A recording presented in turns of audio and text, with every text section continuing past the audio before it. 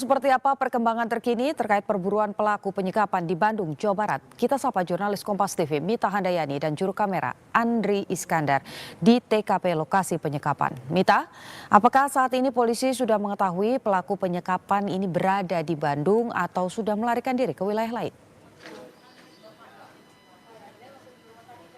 Ya, selamat siang Putu. Ini kalau misalnya dari pihak kepolisian saat ini masih mencari terduga pelaku karena memang untuk sampai dengan saat ini terduga pelaku masuk dalam daftar pencarian orang yang sampai saat ini belum diketahui keberadaannya seperti itu.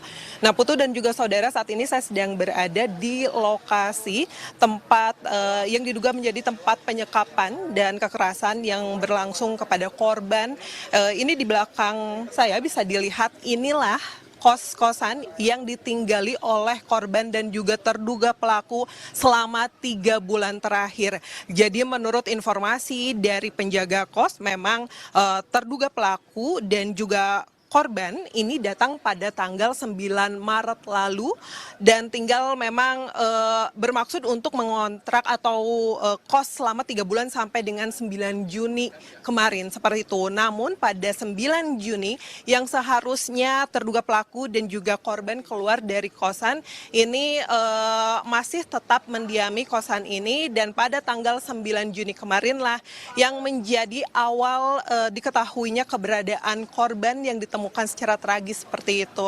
Putu dan juga saudara, nanti pada pukul 1 siang pihak kepolisian dari Polda Jawa Barat akan melakukan olah TKP untuk mengetahui secara detail bagaimana kondisi di dalam kosan, dan juga nanti menurut informasi yang diberikan akan ada ahli forensik juga yang datang ke lokasi seperti itu. Nah, Putu dan juga saudara, ini flashback kembali pada saat mengapa saat ini menjadi atensi masyarakat. Ini dimulai pada tanggal 9 Juni kemarin, di mana yang seharusnya korban dan juga terduga pelaku keluar dari kosan ini, di mana terduga pelaku meminta bantuan dari penjaga kos untuk membawa korban ke rumah sakit untuk dilakukan pemeriksaan. Karena menurut terduga pelaku, berdasarkan keterangannya ke penjaga kos ini, untuk korban sendiri terjatuh di kamar mandi 1 bulan yang lalu, namun belum dibawa ke rumah sakit karena korban tidak ingin ke rumah sakit untuk memeriksakan kondisinya seperti itu. Nah, kalau misalnya informasi yang saat ini beredar di media sosial dan di media-media lainnya, bahwa kenapa ini bisa terjadi penyekapan selama 3 tahun dan yang terakhir terjadi 3 bulan di kosan Cinunuk, Kabupaten Bandung. Kenapa bisa selama itu? Karena memang apabila dijelaskan dari pemilik atau penjaga kos yang ada di sini, memang tidak pernah sama sekali ada suara dari korban seperti itu. Tidak pernah terdengar sama sekali rintihan atau tangisan atau sekedar meminta tolong untuk korban sendiri. Sang perempuan memang tidak pernah keluar dari kosan seperti itu. Yang keluar hanya terduga pelaku saja, bahkan hanya untuk sekedar membeli makanan keluar saja. Ini kondisinya akan dikunci dari luar oleh terduga pelaku. Itu informasi dari penjaga kos dan tetangga-tetangga korban yang ada di rumah kosan yang berada di Cinunuk, Kabupaten Bandung ini, Putu. Oke, tapi sebetulnya apa kendala dalam menemukan pelaku? Kemudian sampai dengan saat ini informasi yang Anda peroleh begitu, apa saja upaya dari penyidik kepolisian untuk kemudian bisa menemukan pelaku? Ya Putu, memang apabila dilihat rentangnya memang 3 tahun cukup lama. Ini seakan kenapa pihak keluarga sulit untuk menemukan korban seperti itu setelah 3 tahun ini tidak datang ke rumah, tidak mengetahui bagaimana kondisi korban yang sesungguhnya seperti itu. Informasi dari pihak keluarga memang pada saat awal-awal korban menghilang seperti itu, pihak keluarga sudah mencari dan bahkan memviralkan di media sosial. Namun ada yang masuk informasi yang masuk bahwa diinformasikannya bahwa korbanlah yang menghubungi pihak keluarga untuk tidak usah dicari seperti itu.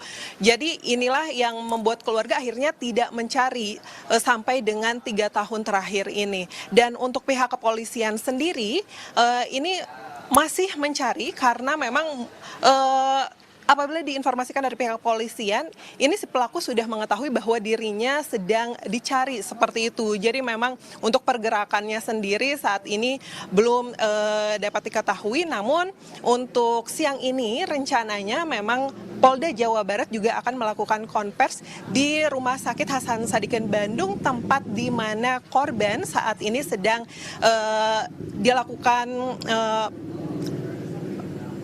pemeriksaan dan juga sedang dirawat di Rumah Sakit Hasan Sadikin Bandung, yang kalau misalnya kemarin sebenarnya dari Rumah Sakit Hasan Sadikin Bandung ini menerima rujukan dari Rumah Sakit Ujung Berung seperti itu, Putu. Jadi pada tanggal 9 Juni lalu terduga pelaku meminta bantuan dari penjaga kos untuk dibawa ke Rumah Sakit Ujung Berung Bandung seperti itu. Namun pihak Rumah Sakit Ujung Berung Bandung tidak menyanggupi dengan kondisi korban yang saat itu memang mengenaskan seperti itu. Lalu dirujuklah ke Rumah Sakit Hasan Sadikin Bandung. Nah, menurut pengakuan dari pihak penjaga kos dan yang ada di sini seperti itu, ini mereka sama sekali memang tidak mengetahui bagaimana rupa dari korban seperti itu, Putu. Karena pada tanggal 9 Maret lalu pada saat korban dan juga terduga pelaku datang, ini yang mengobrol langsung dengan penjaga kos untuk yang bermaksud untuk ngekos di sini, itu hanya yang berkomunikasi hanya si terduga pelaku saja. Untuk si korban itu hanya berdiam diri di atas motor seperti itu.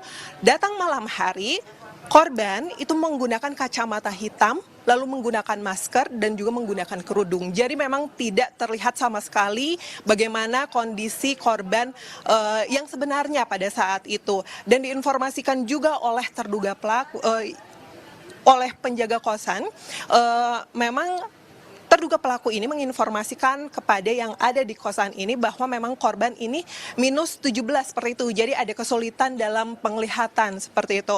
Dan terduga dan penjaga kosan dan yang juga ada di sini tidak curiga seperti itu, karena memang pada saat datang ke sini untuk korban sendiri terpapar seperti itu ketika memasuki kamar kosan. Jadi memang dikiranya oleh penjaga kosan dan juga yang ada di sini kondisi korban memang sedang sakit, namun sedang sakit biasa saja, tidak menduga hal yang mengenaskan itu sedang terjadi kepada korban.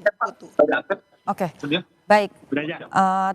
Terima kasih jurnalis Kompas TV Mita Handayani dan juga juru kamera Andri Iskandar melaporkan dari TKP penyekapan. Kita tunggu nanti sekitar pukul 1 siang. Polisi akan melakukan olah TKP bersama juga dengan tim forensik. Selamat bertugas kembali, Mita.